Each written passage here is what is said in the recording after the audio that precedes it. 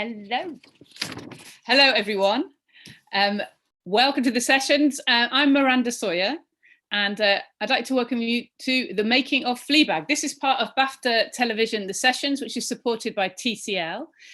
It's a virtual series to celebrate some of the nominees and the nominated programmes from this year's Virgin Media British Academy Television Awards and the British Academy Television Craft Awards. So before we kick everything off, I'm going to do a bit of housekeeping. I just want to tell you that these virtual events are part of BAFTA's learning work to share expertise from TV, film and games with audiences far and wide, and we know this audience is far and wide. You can get more information, activity and news if you check out BAFTA.org and BAFTA's social channels. We're streaming this event on YouTube and Facebook, so if you want to rewatch, you can rewatch there. You can join the conversation on social media if you use the hashtag BAFTA TV sessions, and you can ask questions. Hooray! If you see your Q&A at the bottom of Zoom, you can ask the questions there, and also via YouTube and Facebook. This is going to last about just over an hour and 15 minutes. I'm going to be asking questions for just under an hour, and then I will get to your questions. So get them in. Okay, you've seen the fantastic clip of the wonderful Fleabag Series 2. And I'm going to introduce the people that we have here. Right, okay, first up, it's quite exciting this because they're going to ping onto their videos. Okay, we have Ms. Phoebe Waller-Bridge, creator, writer, actor, and executive producer of Fleabag. Phoebe, please switch on your camera. Amazing! This is so exciting. It's like you're all popping out from behind curtains. We have Harry Bradbeer, the director of both series of Fleabag. Hello, Harry. There you are. Hello. Whoa! We have Gary Dollner, who is the editor. Gary, where are you? Hello. He's there. All right. And we have Sarah Hammond, producer. Sarah, are you there? Hello. And we have Sian Clifford, amazing actor. Hello, Sian. Are you there? Hello. Yay! We're all virtually together. This is fantastic. So I'd like to obviously congratulate you not only on a wonderful series, but on your nominations. You have 3 nominations for the TV Awards and 3 nominations in the Craft Awards, and also a nomination for the moment, which we can describe as perhaps the confession scene. This is voted for by the public. You've got to have a nomination for that. I imagine that it's the Virgin's must-see moment. I imagine you'll have quite a few votes for that one. Okay, so we're going to start off. We're going to rewind.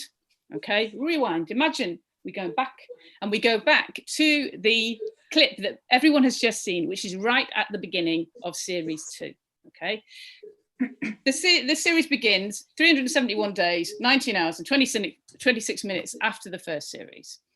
And we begin in a restaurant. It's an unusual episode, I would say. It's almost theatrical. It's a one-scene episode. We do go to the toilet a little bit and we go outside for a cigarette, but it's a one-scene episode. We all do. Yeah, I mean, you know, this is life. I suppose what I wanted to know really is the ambitions for that first episode. And I'm going to start with you, Phoebe, because it starts with you, Phoebe. So what were the ambitions? What did you feel like you had to do and wanted to do with that first episode? Well, first of all, I wanted to be able to recap everything without recapping everything. So if you know what I mean, without it being kind of expositional, because it had been 2 years since the last series. And even though there would have been there was a brilliant recap anyway to actually show what's happened, the emotional updating of where everybody was the biggest challenge. The first image I had ever for when thinking about the second season was Fleabag. That whole opening scene with Fleabag looking up and she's got the blood down of it, even the song I had in my head and everything. I had no idea what happened.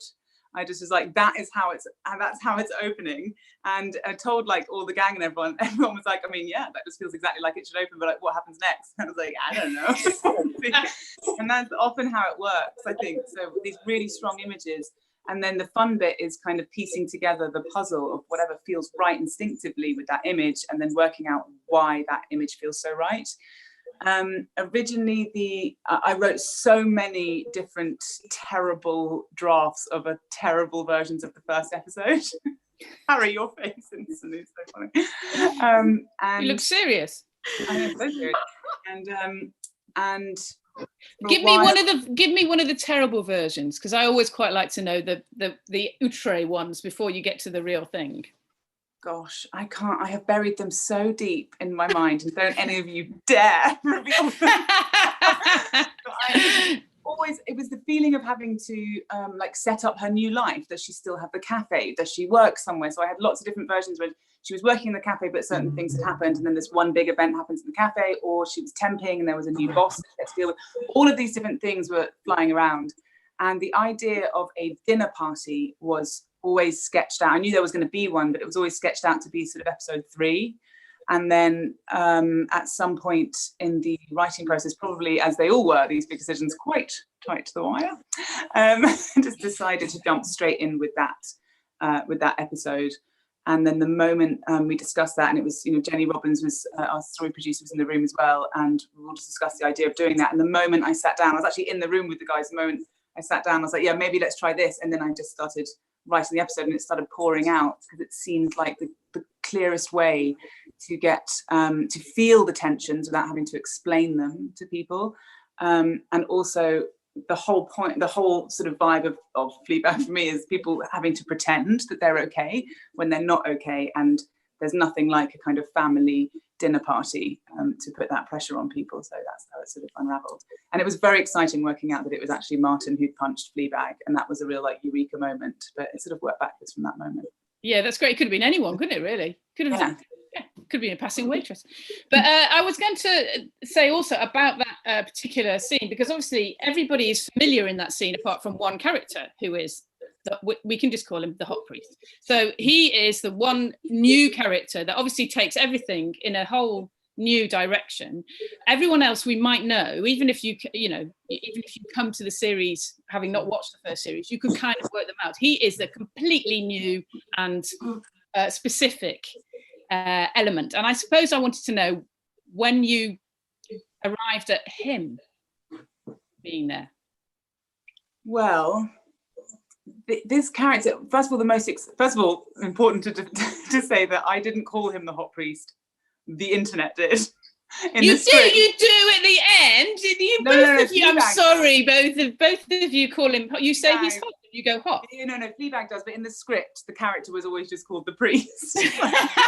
of all my years of complaining that women in scripts are described as like Sandra, beautiful, walks in a room, and then it's like a man, then it's all that kind of stuff. So it's very important to me that he was described as the priest. Fleabag does describe him, and Claire later on, but I think I knew very early on that it should be a love story, even though that took a bit of grappling. I remember talking to Sarah really early on, and Jack and Harry Williams, and they were like, it'd be really interesting to know what happens if Fleabag falls in love. And I was like, that is not a story I want to tell. No, shouldn't be defined. But a lot of this Q&A is going to be me saying that, me barking at the brilliant ideas of my producers and director before realising they were brilliant ideas. But but then I really did know I wanted to see a love story on screen. I felt like that's something I really wanted I just wanted, as an audience, wanted to see it. So that's always a really good first port of call. And then realising that there should be a character who Fleabag can't just sum up in a quick line. Like the whole of the first series is her describing people as tube rodent or arsehole guy, and she considers herself to be able to see people very, very quickly at their core. And it was really exciting, the idea of her meeting somebody who she couldn't define. And she tries to, and she says, cool, sweary priest at the beginning. And that's should have been the end of it. And then I really wanted to find somebody who could match her intelligence and her perceptiveness. And then also by making him, a priest and a man of faith and a celibate man, just made the whole thing even more tense for obvious reasons. So that's sort of, but then every time I was sort of trying to write him, it just felt like it was almost too much of a kind of sitcom setup. It's sort of a girl who's obsessed with sex in the first season. It's her way of validating herself, meeting a guy who can't do that. And then the moment the idea of Andrew came into my head, it was just like, instantly becomes complex and interesting. And then it was just writing for Andrew is just a joy, because you don't have to say a huge amount, and he's going to imbue it with so much brilliance. And also that she has a relationship with the camera the whole way through. And it was interesting to have somebody who has a similar thing. He's mirrored because he has God, and she's witnessed by the camera the whole way through. And in the end, the big question for her is whether or not she can let go of the camera. And he is witnessed by God the whole time, and is always having to like check into that the whole time. And at the end, he has the same question. So it just felt like it was a really good way to mirror each other's journeys. Yeah, beautiful parallel. Sian, I want to bring you in really quickly, because it says right at the very beginning of this series of Fleabag that it is a love story. That's what you say, but it's a love story between the sisters as well. I mean, there are points where you say, where it is said, we're not friends, we're sisters, that's a different thing. But it is almost not a romance, but an acknowledgement of the love between the two sisters in the arc of the second series. And even, Fleabag with her father, and I think there are so many strands of it to the story, but I think the big theme that sort of spoke to me about the whole series, which I think is something valuable that we can all take away with us, especially right now, is that, we might not like each other, but we love each other. And that's so clear, I think, between those two women, how much they will just they fiercely depend on one another and will fight for each other to the death, but they'll also fight each other to the death. They can't live with or without each other. And I loved that narrative. And Phoebe and I spoke about it while she was developing it. I knew that was something that was really important to her, to tell that story, for them to find their way back to each other after Claire's betrayal at the end of series 1. And I just, the way that Phoebe has created that was, more beautiful than anything I could have imagined, because it's so complex and it's so real. It feels so real because it's not a straight line. It's like it's all over the place, which it would be. Yeah, and very raw at certain points. Harry, I want to bring you in because generally over the whole series, but especially that first episode. I am not a director. You're a director. I imagine that it's actually quite hard to shoot. It sounds a bit weird, but it's quite hard to shoot a restaurant scene, capturing everybody's different emotions, because people hiding things and coming out and coming back. But most of the emotional events, there's some off screen, but a lot of it's happening within that very tight environment. You can't really cut away. Please explain more technically how you went about this, because it seems to me like it would be really difficult. Well, in a way, I suppose the thing is, it's a static thing. Everyone's sitting down largely. They move away. There is massive of colour in the performances and in the chemistry, but essentially they are still. And you can't move the camera, especially not with our style. But what you can do is, the first thing you do really as a director is make sure people keep up the pace, because that's part of the energy of it. And my favourite note is hurry up, just get on with it.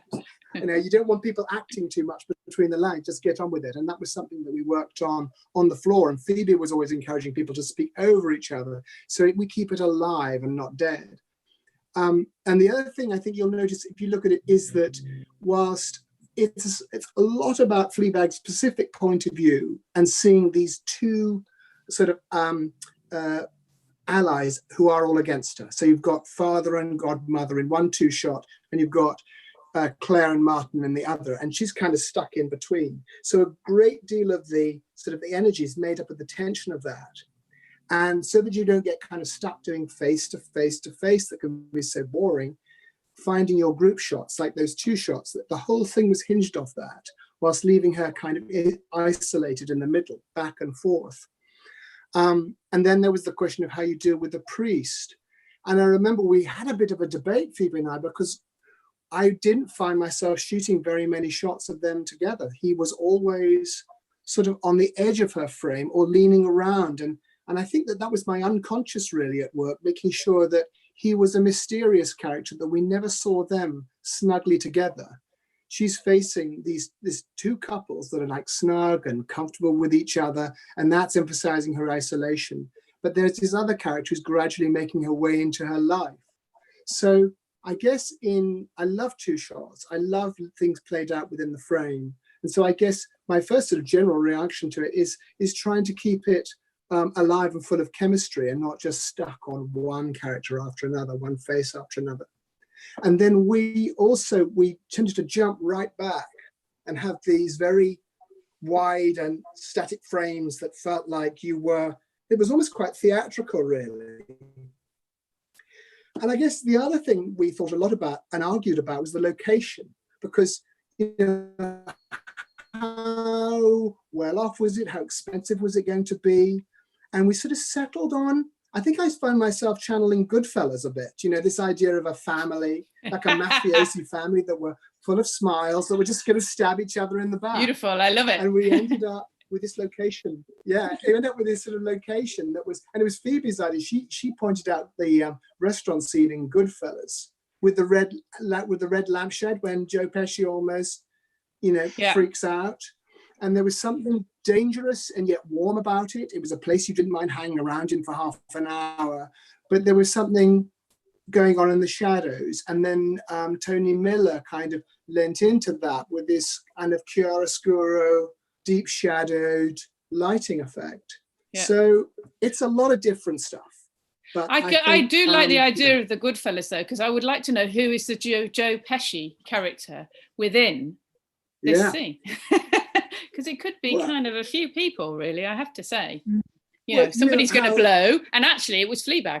It's Phoebe. It's Fleabag. It is Fleabag, and she sits there. And actually, the camera, the only thing sort of odd thing we really changed was that we were always on the sticks, always steady all the way through during all the sustained tension.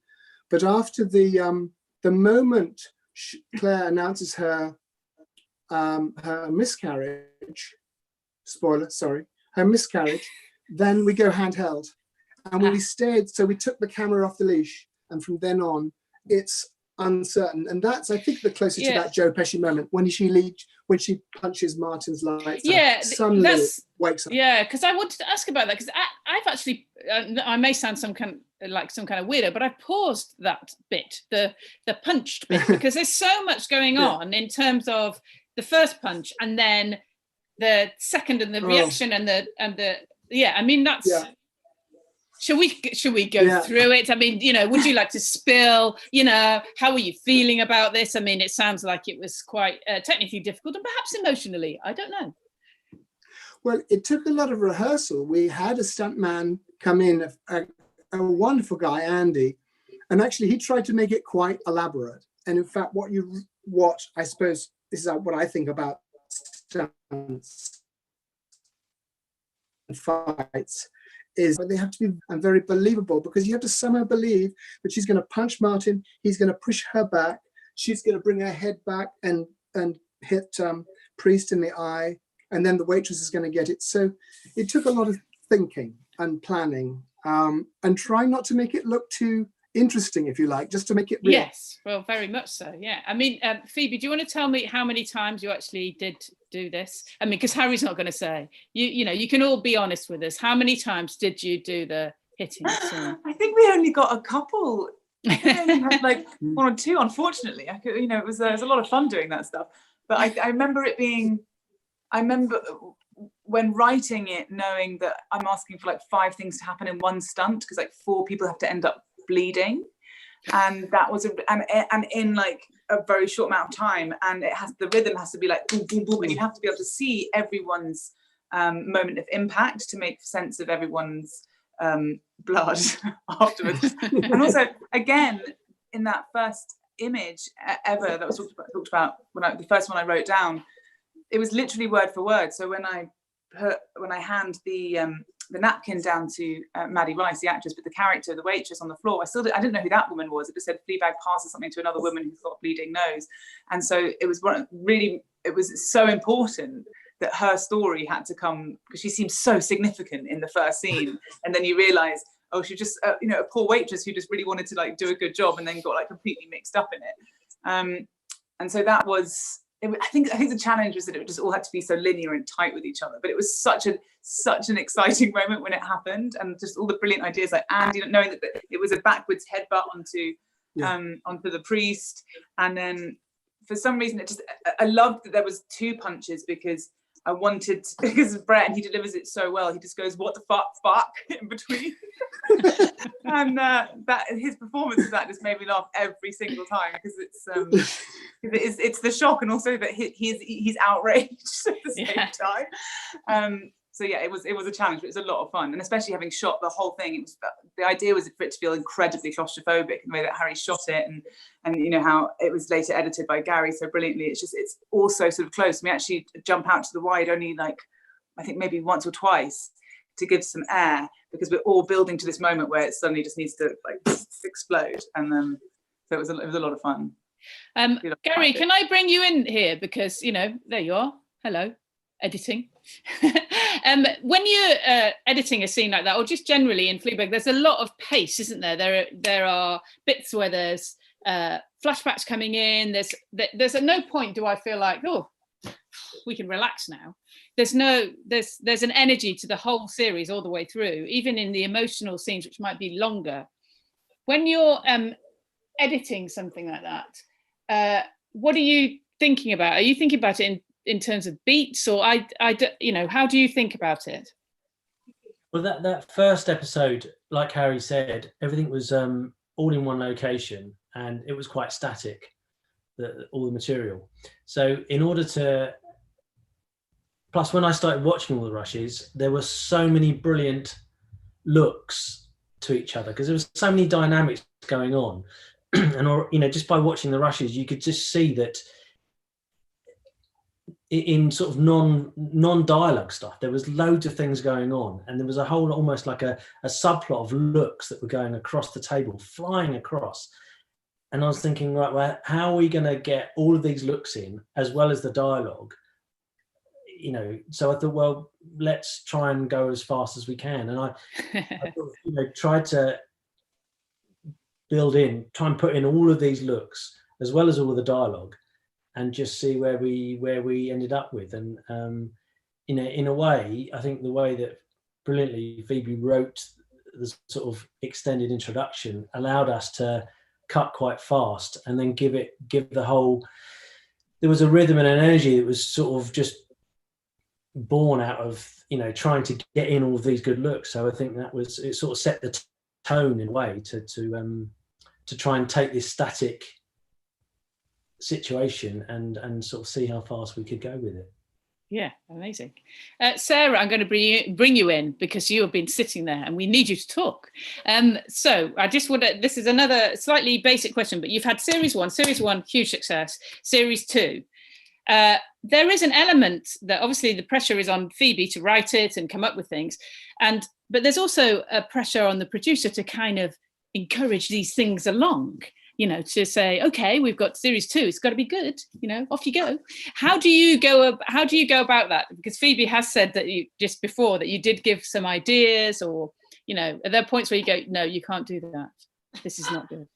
Well, please don't do it. The unique thing about Fleabag, I mean, series 1, obviously it was such a massive hit, and I think, you know, yes, I did approach series 2 going, I really need to not mess this up for everyone. Yes, and so I think you know, you basically want to give Phoebe everything she needs to kind of achieve the story she wants to tell. And I think, you know, one of the biggest challenges probably with comedy is just kind of making sure that when you want to tell an ambitious story like Fleabag season 2, which has, you know, just as many massive themes as a drama series does, when you're working to quite a small scale comedy budget, you want to make sure that you're putting every resource into the right places. So that was the main sort of way of supporting, as well as, you know, obviously being around for late night storyboarding sessions at 3 o'clock in the morning. Sounds quite fun. It was very fun. And when you say things like that, I mean, it makes me think that what people always say is that you should see it on the screen. So when you talk about resources, that comedy being smaller than drama, there's always the idea that the money goes to, in drama, the money goes on an amazing sweeping location. And, obviously you've got beautiful outfits, especially for the priest. But, the idea is normally that you see it on the screen. Is that what you feel like about it? Or do you feel like you have to just work the locations really hard? No, I think actually, you have to be, I really think good producing is about making sure that you can't see the joins anywhere, and that all of the resources have gone on screen in the right way. I mean, there's many different challenges in achieving that. I think the biggest one on Fleabag was, schedule-wise, we didn't have very long to shoot this, and it was down to, a fantastic cast, wonderful writing, and I think just a real family feeling team around it that actually helped to put all of that on screen. And how long did you have then? We shot it in 7 weeks. God, that's nothing. And you all survived. This is amazing. Yeah, we had very, very full days. I mean, I think we did, I can't really accurately remember, but that restaurant scene, I think we shot it in about 3.5 days or something like that. It was very, very tight, very tight.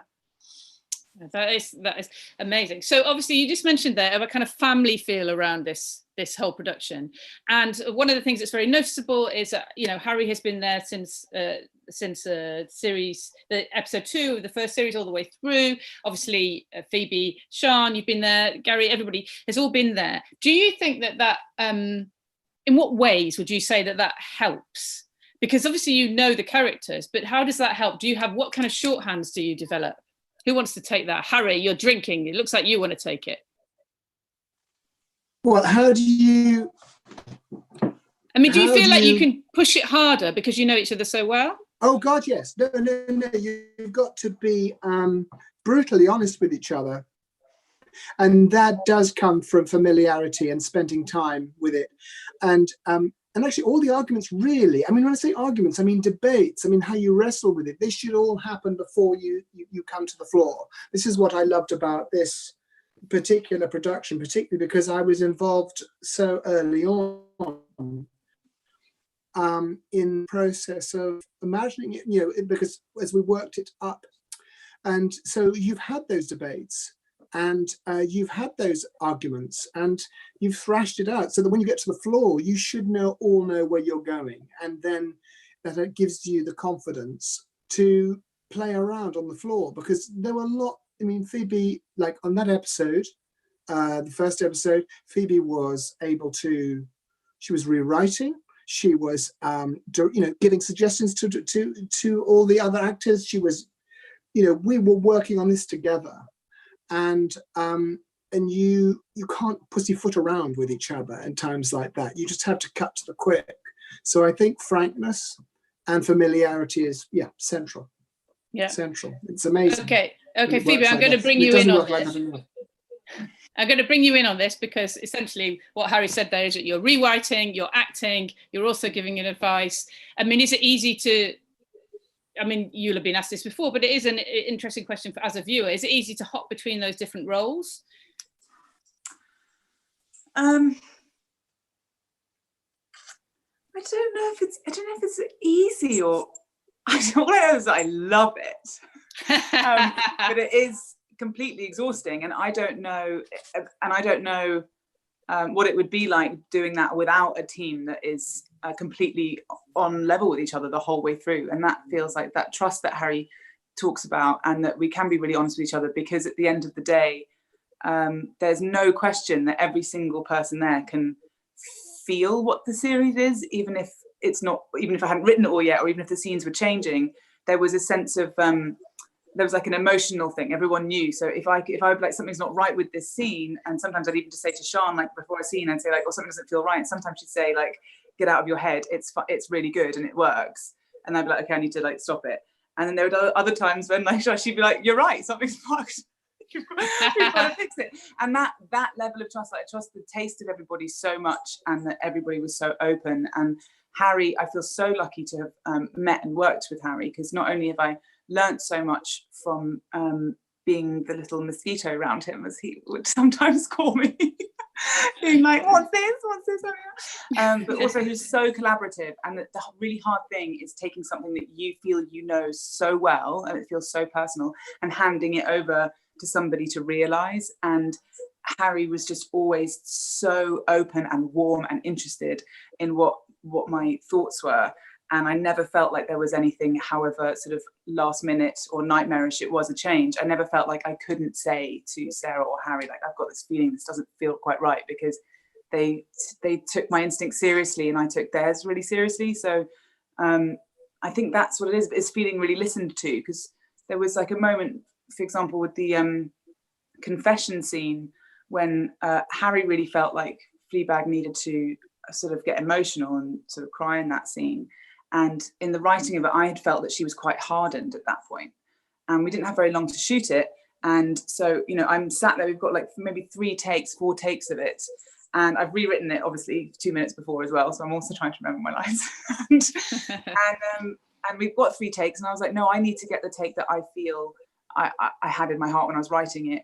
And then, you know, Harry saying, no, you also need to get this one take that you might not feel is right yet, but I feel is right for this story. And sometimes, you know, you need to like let go of the image that you have and just give it a go. And so I did, and it was the best take by a million miles, and he was right. And it's just so exciting working with people who do push you, and you know when they're pushing you it's because they're probably right. And it's a lot, there's a lot of respect that comes, and that comes from working with them in the first season as well, you know, and going through all that together. And that scene, let's talk about that scene, because it is nominated for an award. I mean, that scene starts off when Fleabag is making that confession. She starts off slightly, I mean, it sounds like it seems like it's a revelation, but it's not. You know, I didn't have a miscarriage, and then it's quite vague, and then it goes into stages as we go into Fleabag. And I'm interested that you were rewriting it right up till the end, because which bits were you rewriting? Was it the final bit where she is going towards a full confession?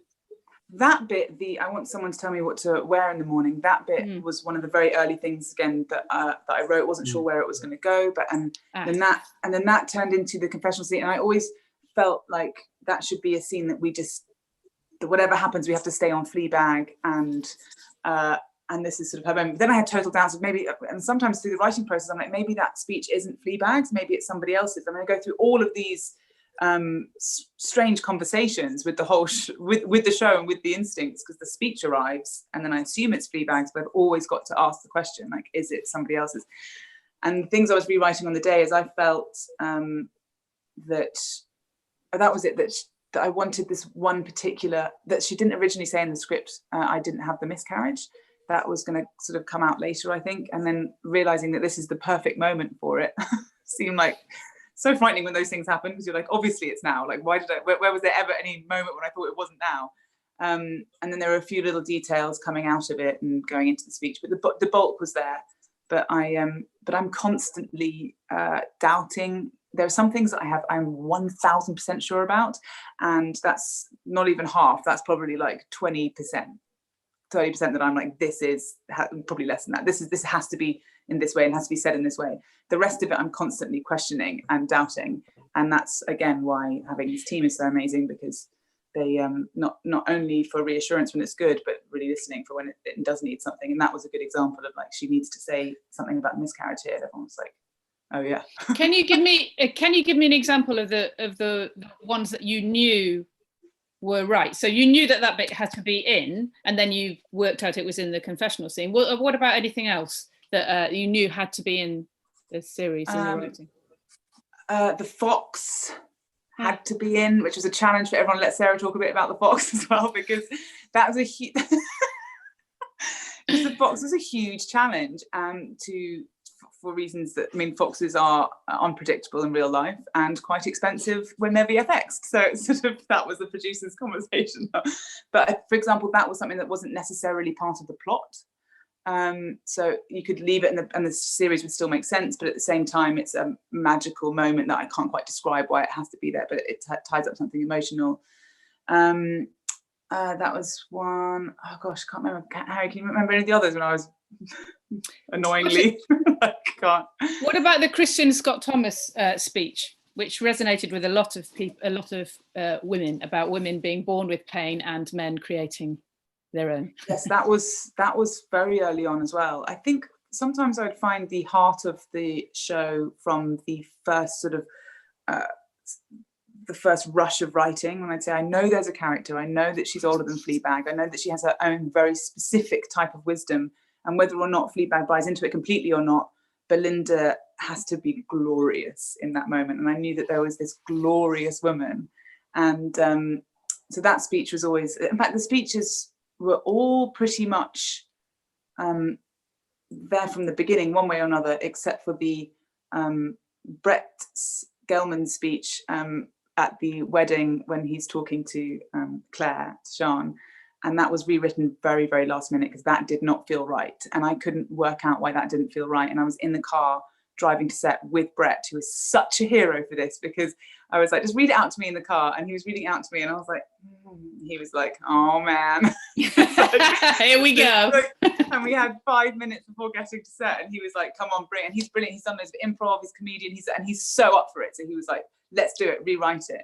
And through talking to Brett, I realized that I'd sort of written a sort of Fleabaggy monologue, and I always thought that Martin and Fleabag were quite similar, actually, in spite of themselves, and it was just tipping too close to Fleabag. And then so then I started writing it in the car with Brett on basically a piece of paper, and then he was reading it out as I was writing it, practicing it, and he basically walked out onto set, and we just had to quickly tell everyone that it's slightly changed.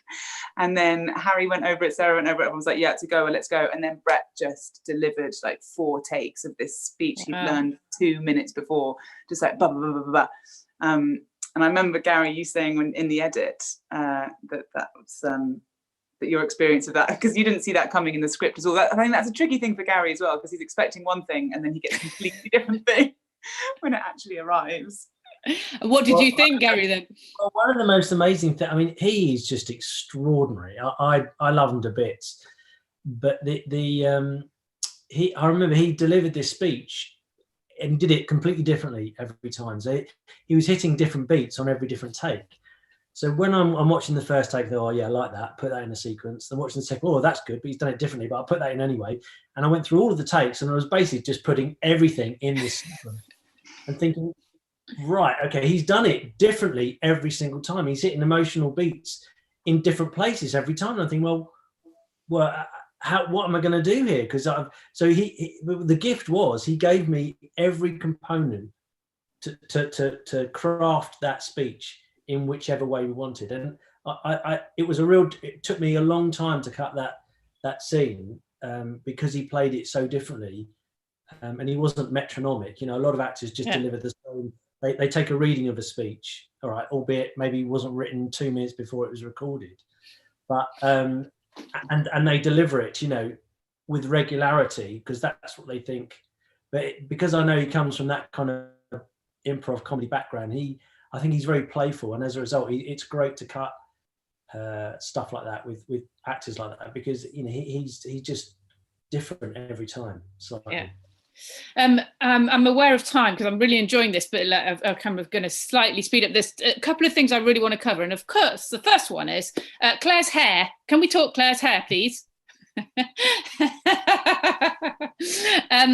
I am actually very interested to know if that scene was right at the beginning, that you knew that was going to be in that scene, because it's a very important scene to many women, about the importance of hair and the vitality of hair, and how hair can look good on the magazine and not in real life. You don't think it looks good? It looks beautiful. You look amazing. You look French, of course, French. Yeah, I mean, we filmed that scene, I think it was the second day of filming. So that was one of the first scenes. And it's one of those magical moments, because actually I know that Phoebe and I really doubted ourselves filming that scene for days. And what did you doubt, though? What did you doubt? That we found its rhythm, and whether we'd captured the resonance of that, what that means, the power of what that means. we weren't barging into the hairdressers on that day. We were doing that right at the end of the shoot, but this, you know, it felt so important. And I think, you know, we're still finding our feet as a team and a crew. And so that just the pressure was a bit overwhelming, I guess. And there were a few rewrites in there too, but you know, I looked like a pencil was something that Phoebe came out with running across. I came out because I saw you in the wind. But it was this, you know, it was just, I don't know, the way that and I remember actually, I mean, Harry, so patient with me, and I remember on that day we was really struggling with the light because it was so sunny, and Harry let me go back actually and do my coverage again for one angle, because it just didn't feel right. And I remember for days afterwards I kept asking Phoebe if she'd watched the rushes, and she hadn't, because we were just worried about it. But it's sort of extraordinary and now magical, and I can be super rose tinted about it because people responded to it in this amazing way. And it's an amazing thing, isn't it? Because it's something that I think we all understand, that haircuts can bring out our vulnerabilities, and that it leads to you both having the sisters having a complete moment that leads really to the end, to their position at the end of the series. It's I think an insight. That's the catalyst for Claire, and even though she doesn't get to where she needs to in that moment, I think that's the big shift in. I think it's the first moment where Claire, who feels that she needs to be responsible for everyone in her family, whether she likes it or not. I mean, she doesn't do it joyfully. I think it's the first time she chooses herself and puts herself first, and that's such a monumental shift in her that allows her to be able to ultimately walk away from Martin at the end. Yeah, that is knowing the point. that, knowing that I could write a proper arc for Sian was really inspiring for the second season as well, because for the first season it's very Fleabag centric, the story, and it's everyone kind of. And then it got the joy of being able to open up to the other characters. But I remember like talking to everybody and talking to Sian, just saying, I can't wait to see like Sian go, and that you've got an actor that, you know, can do that and is sitting on it. And you just need to like just give them the right tools. And like we talked so much throughout it. And I think what was so, again, knowing each other, we've known each other since drama school. So I didn't have to like explain a huge amount to Sian about the thought behind the journey, but this monumental thing happens to Claire in the first episode, and you're expecting her to blow up about it at some point. There's going to be the big breakdown when she when she says that she regrets any decisions, or blames herself, or is having a sort of an emotional turmoil about the miscarriage. And actually the thing that upsets Claire the most and shakes her the most is that she wasn't as upset about it as she thought she should be. And so she wasn't owed a big breakdown for the miscarriage, and that was something that she felt bad about. But hair and hair being the way into all of that. And I remember sending it to Sian, because it's so easy, these things you can read that thing and think, oh, it's a funny scene about a girl having like a breakdown about her hair, but like Sian totally understood that, you know, she can talk about her miscarriage and be like, I'm fine, but she gets a bad haircut, and that runs so deep into who Claire is. It's about control. It's about her, about how she is perceived in the world. It's about, you know, it's literally, it sums everything up about this character. And never had to say that to Sian. She was like, I've got it. Well, no, I think we've all, like, I would say most women have been through that moment. And even I've had haircuts that are so like, I mean, just like this, like it's one length and it's just been too short, and I've had a complete breakdown. And and maybe it's not really that, but it's there is something so, I don't know, spiritual about our connection to our hair, our identity or something. And yeah, I totally agree. Like, it's so, Claire wants to be perceived as immaculate and flawless, and that it is absolutely mortifying to her. And I just love that that's a seed that Phoebe planted back in series 1. You know, that's in there from the get-go, that from the Platts up with Claire, you will see it. Can I ask you, her hair? Yeah. Have you kept the wig? No, that's a Man. that is worth, the wigs are worth so much money. Okay, sorry, I didn't realise that. Oh yeah, they cost thousands of pounds to make. So that is, I think, very safely with Pip Woods, our incredible hair and makeup designer. Preserved for posterity, for the next pencil person.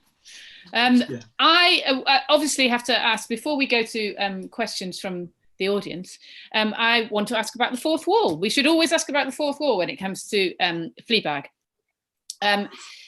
The interesting part of this entire story is that it is noticed by somebody. It is noticed by the priest, who is also himself slightly fourth walling up to God. And there have been various theories around who it is. Do you have a fixed idea as to who it is, Phoebe? Or I love the idea that people can interpret it how they like. It's as open in my mind, I think, as it could be.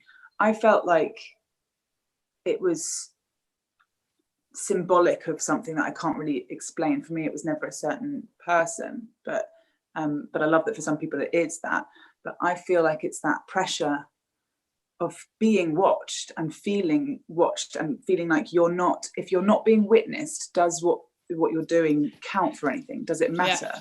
But then the flip side of that is that if you're constantly witnessed, then you can never really, you're too frightened to slip up or let someone see you be vulnerable. So she's constantly grappling with this need for the audience to be there to validate her, and also to leave her alone so she can experience things on her own. And I think that's, and for me, it was more about that. And the same with him, like constantly questioning, you know, there's a pressure on him the whole time, asking him if he's a good person. And for her, it was that same pressure, whether that's society or Boo or whoever anyone wants it to be. It's a really wrought relationship that I think was why it was so important for her to be able to let it go in the end. And as Harry said at the beginning, there's another one of those things that I got annoyed with and then realised he was right. He said, "You've written a story of a woman who can't love herself," and then in the end she realises that she can love herself. And I was like, God damn it, I didn't write anything that mushy. How dare you? And he was like, yeah, and it was really important, because that she can, and maybe not even love herself, but that she can love and that she can be loved. And that means that she doesn't need that from the camera the whole time. Yeah. There's an element of it that slightly reminds me of children when they feel like, or teenagers, when you feel like you're in a film all the time, even though obviously you are not. Although you lot are. At least two of you are. So look, before we are quickly going to go to the audience question, but before I feel like I should ask you about being nominated. So you have, I'm going to read the nominations out because it's a nice thing to do. I'll read them out again. For the BAFTA TV Awards, we have female performance in a comedy. That is you, Phoebe, and also you, Sean. And for the scripted comedy, you're also a nominee. And then for TV Craft Awards, we have director fiction, edited fiction, and writer of a comedy. So I'd like to go hooray, hooray, hooray, hooray, hooray for that. Who would like to say how it feels to be nominated? Because actually you've done really well. Fleabag has done pretty well. Who would like to take the glory? Go on, Harry. Go on, Harry, do it. Come on, Harry, do it. Well, I'm going to speak for everybody. I mean, I just think we love the BAFTAs and we feel immensely honoured, and it's just thrilled to have all of these things recognised. And I think, speaking for myself, I'm so chuffed that a director making a comedy has been nominated in the fiction category. And I know I can't remember when the last time that happened. And to me, that's one of the things that I find touching about the way our small show has been recognised, not here, but around the world. So we just feel thrilled. That's what I would say. Phoebe? Yeah, go on, Oh Phoebe. my God. Yeah, I mean, it's the BAFTAs. It's like I grew up watching the BAFTAs, and it feels there's just something really wonderful about it having such a wonderful experience on a show, and then it being recognized by like the industry as well, and people saying like your kid's done good, like that feels feels amazing. And yeah, that it's just how I just wish we were all gonna be there together. But also it feels it's so, because one of the things that we were all sort of slightly like about was the fact there isn't a supporting actress or supporting actor category in comedy, which is sort of feels kind of odd, because usually they're the like hardest parts to play, because you're the foil, and you've got to like balance everybody else's like energy so much of the time, I think, with supporting. And so it was extra special that Sian got nominated. Oh, look at you two sisters. It's nice, isn't it? I know. Yeah, actually. Yeah. Look, I'm going to go to some questions. We've got quite a lot of questions here. But one very clever person who is anonymous has actually picked up on something that I meant to and then forgot.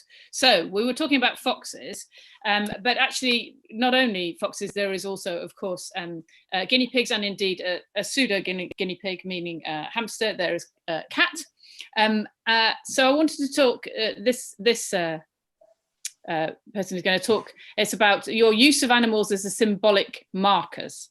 As a theme throughout the series. Was this deliberate? And if yes, did you take inspiration from anywhere when incorporating this in the writing? Thank you, Anonymous. Excellent question. I, again, no, they come out very instinctively. I retrospectively analyse it sometimes and go like, why is there another rodent in this series? And I think, so I can't speak from the point of view of like what made me write it, because I'm not sure, but my instinct is that it's about there being something truly vulnerable in terms of Hilary. There's something vulnerable in the world that I thought was funny, that Fleabag hated a tiny little guinea pig at the beginning and seemed sort of irritated by her, and then you discover actually she's the most precious thing to her in the world. And then the fox as well, there's something unpredictable and uncontrollable about animals that can surprise you, and they're not going to work on a human rhythm, and they're going to jump in at any point, and they can behave in any way, which is exciting about having them on set as well. So I think yeah, it's about vulnerability and about just jumping you out of the human experience for a second, and even if it's from the perspective of a small animal or a human's perspective, or view on an animal. And also they're just sort of fascinating, and they live a whole other existence than we do. I think it's quite good to have them pop in and out. Yes, I'm going to slightly throw that to Sarah also, just about the foxes, because I think we started talking foxes and then somehow we got diverted. So let's talk foxes and budgets around foxes. How did you feel about the fox?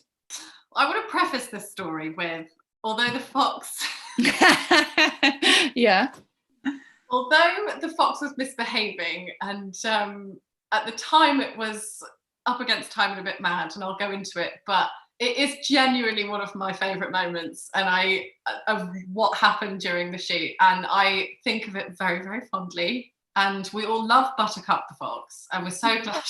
Buttercup. So I mean, generally we've had some absolutely delightful, lovely animals behave themselves, and they are expensive and unpredictable. But I think, given the right environment, and we had a fantastic animal trainer, and Hilary, the guinea pig, basically was with us since series 1. She's been there the whole time, which is great because she's got now. It's perfect because she's got exactly the right little tufty crest of hair, and we were worried that we were going to have to wig a new guinea pig if we recast them. But fortunately, Hilary was still with us. Yeah. Stephanie the hamster was also delightful and very well behaved. However, so with the fox, obviously there's this the moment at the end is just, it's beautifully poignant. It's the end of our series and it's undercut by this little animal.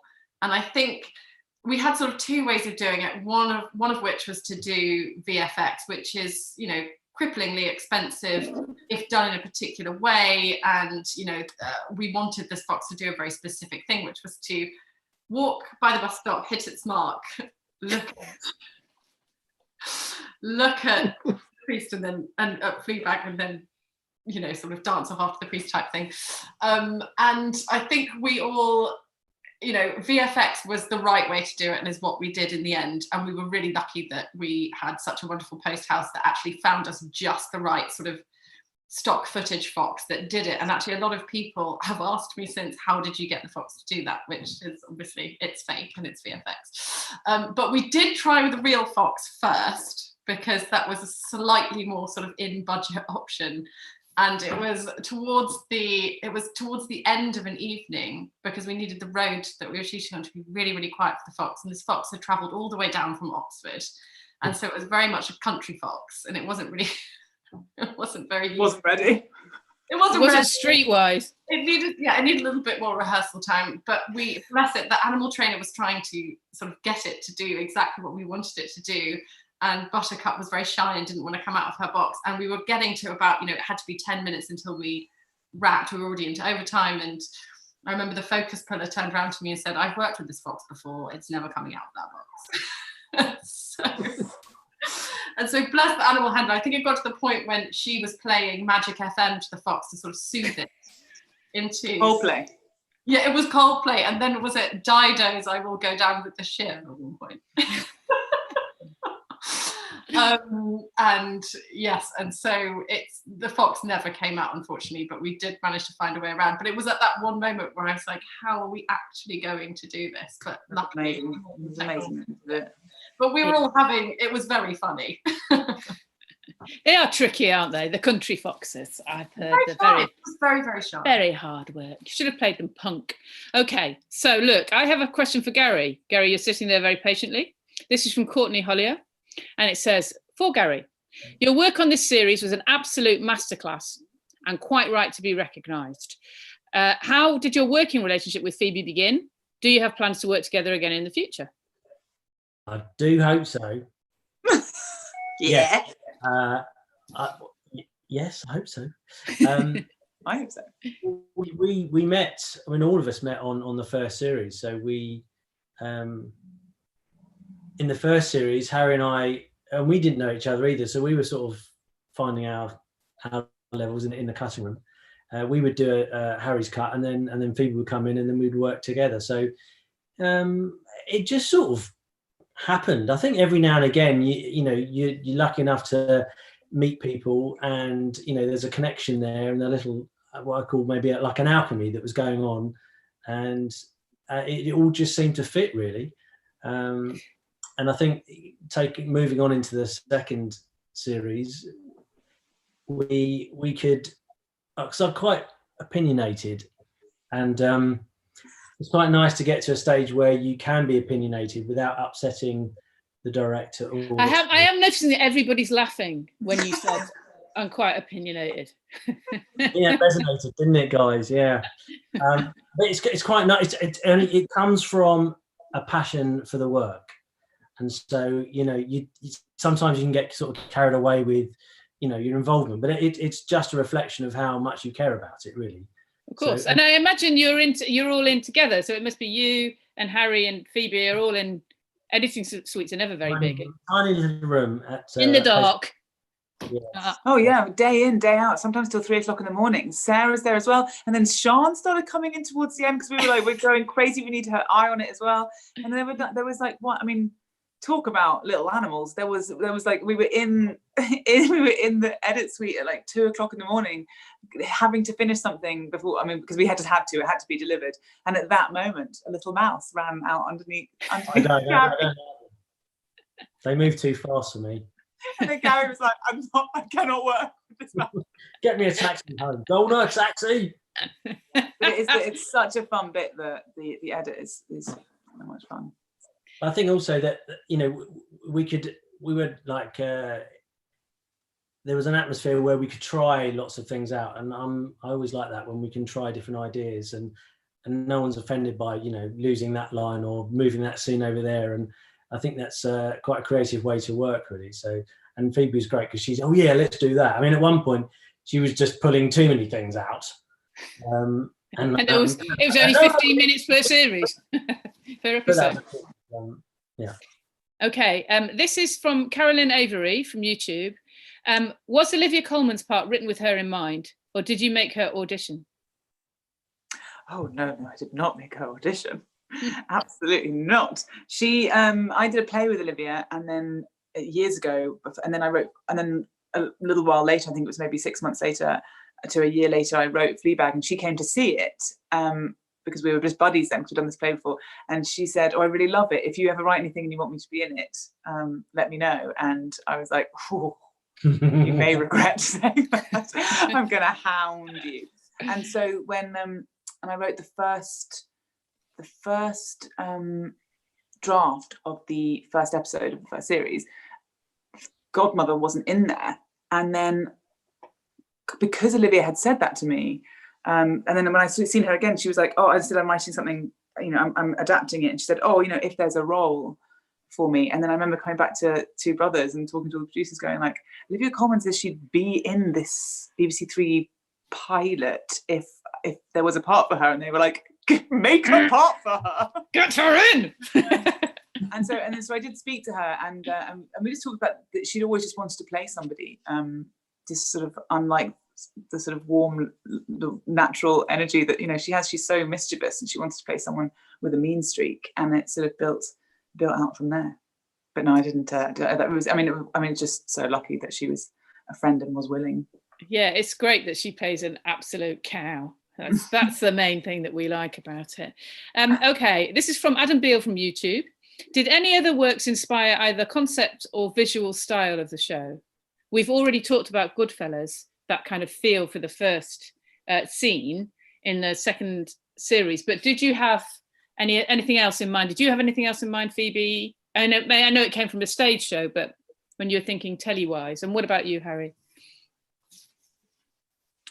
Oh, I just don't think like that, I'm afraid, very much. I sometimes do. I mean, there are elements of the freewheelingness of Robert Altman in some of this stuff. There's something of the way he just loves to play out a two-shot. I love two shots. I love the way that you can just ask the audience to feel the tension between two characters, like in the opening of the episode 3 in that lift. I see lots of two shots all the time, and I think that's probably partly an influence of 70s American cinema. So there's that, and yeah, Phoebe, did you think of anything? I mean, there's also Godfather. What, The Godfather 2 has got to be better than The Godfather 1. Yeah. No, The Godfather 2. And somebody said to me when I was really worried about not having a story for season 2 and it not being as good as season 1 and being, I honestly really did try and like back out a couple of times. Everyone was very supportive and enthusiastic, and also would really listen to the fears of that, and actually I took a lot of inspiration from how how Godfather then like upped its game for Godfather 2. I mean, that sounds sort of ludicrous, but actually sometimes you need to go so far away from the thing you're making to get the most perspective and inspiration on it, because if you're watching things that are sort of similar the whole time, then you sort of feel a bit cornered and by style, and so that was really helpful for me. Okay, this one is from Taylor Loveday. And this is quite a hard one, but I think it is interesting. Why do you think Fleabag resonates with so many people? I mean, I can't imagine that there's another bit to this, which is, did you ever think it would get as much traction and positive feedback from the audience? But that is not really how people write, is it? It's why do you think she is so loved and resonates with people?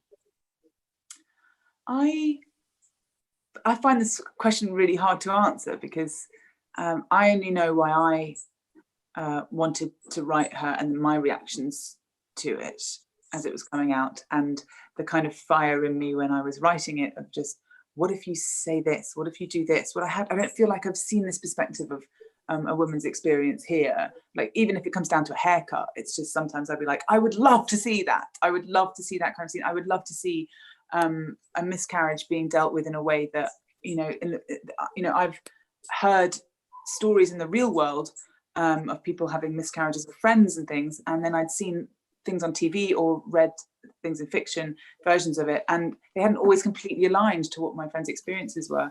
And so it's that kind of thing. I think if I'm writing something that feels truthful and sort of electric and a bit dangerous because it feels truthful, then my hope is that it will land in the same way with other people as well.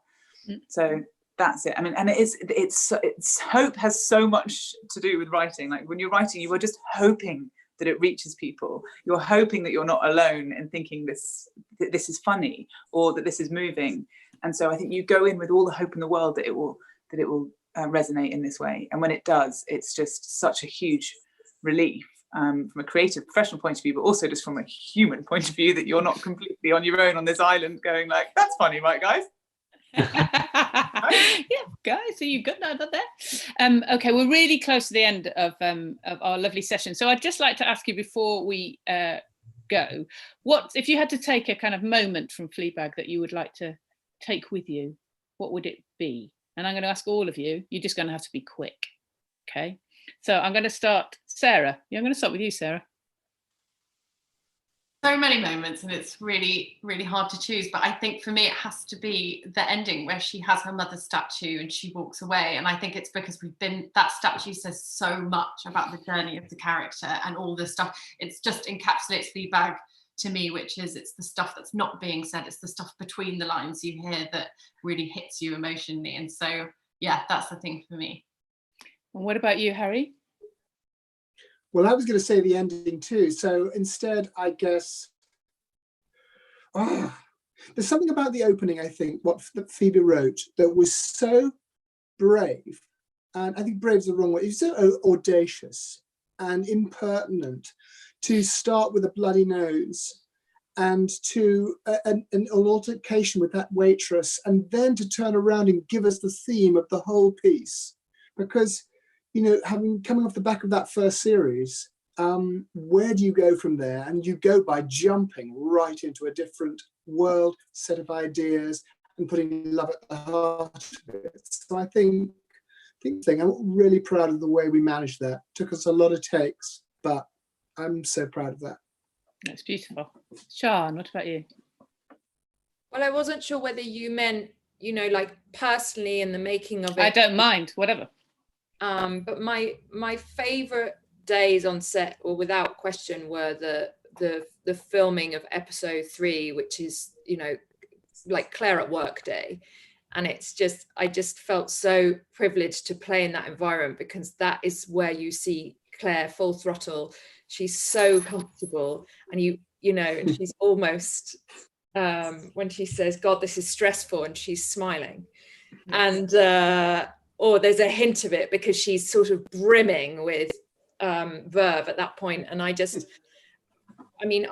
honestly think that was like, we really found our groove as a crew. I remember on that day, it just flowed. And that was the most fun bit for me to film, not just because of like I had a chunk to do or anything. It was just, I don't know, it was just hilarious to make it, that whole sequence, working with Kristen Scott Thomas and the whole bit, Christian Hilborg, that whole bit with Claire and Claire. I thought it was such exquisite writing, and we had a lot of fun bouncing around this like office tower. Huge office. Yeah. And Gary, what about you? It's weird. The lots of memories, but the first time you get to know material so well as an editor, because you rewatch everything over and over and over again. The first time I watched the takes where Phoebe goes away and she turns the camera and waves, sitting on my own in the edit suite, I sort of did this. I waved back at her, and it became like a involuntary sort of Pavlovian response every time we, like months later, when we were all in the edit suite and we'd be watching a review, watching the show back, and I had to sort of surreptitiously I did it every single time. That would be my That's so lovely. And what about you, Phoebe? Gosh, all of those are so good. I loved it all. I'd say in the making of it, I think maybe it was the second day filming, maybe even the first day filming, when I didn't feel like I had a total handle on even the scripts yet, or the feeling. Like I said, you have that feeling that the show is there, but it just felt so sort of like still having to fix scripts late night and all that, because I was talking to Harry every second of the day, you know, him took me through everything he was going to do. All that was so mad. And I think it was the second day, and it was Andrew's second day as well. And we had to do the final love scene when he says, well, one of the final love scenes, and I think it's episode 5, when he's standing in my living room and he goes, I can't have sex with you because I'll fall in love with you, and if I fall in love with you, then my life will be fucked, which was one of the most important emotional moments in the whole thing. And it was happening on our second day of filming. And the first day, I think we'd had to do our sex scenes or something. I mean, it was just like, it was that kind of crazy backwards way of that, when you really think ideally we should have been working together for weeks before we come to this amazing moment. And actually I was standing in that room and Andrew walked in with that performance, and I think on like the 3rd or 4th take he gave the most beautiful reading of that line. And I remember just looking at Harry, and Harry just almost like welling up, and like Jenny was there as well, and we're all looking at each other. And then it was actually in that moment watching Andrew do that, going, oh my god, we've got a show, we've got a love story. Oh, you're making me cry. It's pathetic. So look, it is time to wind up, sadly. I do feel like I could talk up to you for like another hour about this wonderful, wonderful show. It's absolutely just great. It was so great to rewatch it all, have an excuse to rewatch it all. It was absolutely brilliant. So I'd like to say thank you to you all. Congratulations on your nominations. Hooray, hooray. Thank you to our supporting partner of the sessions, TCL. And to all you lovely audience out there, thank you so much for sending in the questions. We really hope you enjoyed the chat. If you want to continue the conversation, there are social channels, BAFTA social channels, and you can find out there for details on where you can watch the British Academy Television Craft Awards and the Virgin Media British Academy Television Award. Thank you so much for joining us. This has really, been a lovely way to not get out of the house and have a wonderful time. Thank you for giving us such a brilliant show. So lovely. And we will say goodbye. Bye. Bye, Gary. Bye bye. Miss you guys. Miss you. Miss you. Bye. Love ya. Love you. That was fun. Are you still there? I'm still here. Who else is still there?